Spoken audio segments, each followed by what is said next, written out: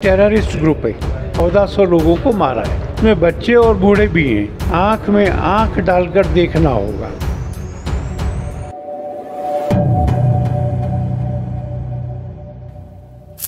जो इजराइल और हमास का जो युद्ध चल रहा है, सबसे पहले तो हम जानना चाहेंगे कि आप उस पर क्या विचार करते हैं। पूरा विश्व एक सा विचार कर रहा है, थोड़े से लोगों को छोड़ के। हमास नॉन स्टेट एक्टर है, वो एक टेररिस्ट ग्रुप है, उसने शुरू किया है और इजराइल की सीमा में घुस के 1400 लोगों को मारा है। उसमें सिविलियंस की बड़ी संख्या है। उसके टारगेट्स मिलिट्री टारगेट्स नहीं थे, इसलिए उसको दंडित किया जाना आवश्यक है। जिन लोगों को उन्होंने बंधक बनाया है, उसमें बच्चे और बूढ़े भी हैं, वो भी सैनिक नहीं हैं। इसलिए हमास के आतंक को दुनिया ने आंख में आंख डालकर देखना होगा, उसको पराजित करना होगा। और यही भारत सरकार का रुख है, यही पूरे देश का और विश्व का रुख है। और मैं समझता हूँ कि अब भारत को भगवान राम की उस प्रतिज्ञा को स्मरण करना चाहिए, जिसमें उन्होंने कहा था कि मैं इस पूरी पृथ्वी से राक्षसों का नाश करूँगा। वैसा ही संकल्प दुनिया में फिर जगे कि हम आतंकवाद का नाश करेंगे, वो चाहे हमास के रूप में हो, चाहे ISIS के रूप में हो, या कोई और रूप धारण करके आए। उसका सामना करना, उसको परास्त करना, ये अवश्यंभावी है।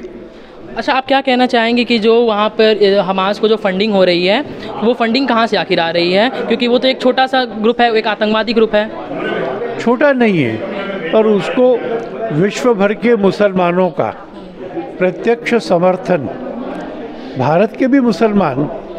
और मुझे तो आश्चर्य हुआ, केरल में हमास के जो पूर्व अध्यक्ष थे, उनका भाषण सोशल मीडिया पे प्रसारित करने की अनुमति दी गई पब्लिकली। अब जो सब मानते हैं कि एक टेररिस्ट ग्रुप है, उसके फॉर्मर प्रेसिडेंट का भाषण क्यों कराया गया?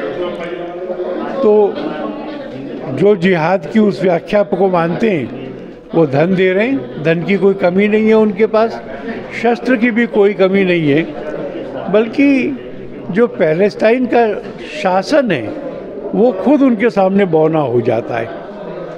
अच्छा, ये जो है कि अगर मान लीजिए भारत में ऐसा कल को समय आता है, तो आपको क्या लगता है कि जो लोग अभी हमास का समर्थन कर रहे हैं और फ़िलिस्तीन का समर्थन कर रहे हैं, वैसे देखा जाए तो फ़िलिस्तीन का समर्थन करने में कोई बुराई नहीं है, लेकिन जो हमास जो आतंकवादी ग्रुप का लोग पर्टिकुलरली समर्थन कर रहे हैं, सो वो लोग क्या करेंगे? आज का भारत आत्मविश्वस्त भारत है। आज का भारत बलशाली भारत है, और इसलिए किसी ने भी उस तरह की चुनौती दी तो भारत उससे निपटने में, उसको हराने में पूरी तरह से समर्थ है। मैं भारत के समाज की ओर से और सरकार की ओर से यह निश्चित रूप से कहना चाहता हूँ कि कोई उस तरह का स्वप्न न पाले।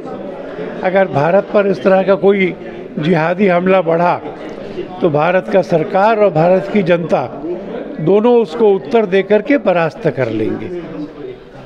अभी एक जो आया है कि जो कतर ने भारतीय जो पूर्व नौसैनिक हैं उनको मौत की सज़ा सुनाई है। सो आप इस पे क्या कहना चाहेंगे? मैं कहूँगा कि हमने अपनी सरकार पर विश्वास करना चाहिए।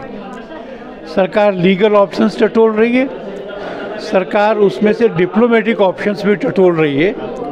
जो बेस्ट है वो उनके लिए किया जाएगा।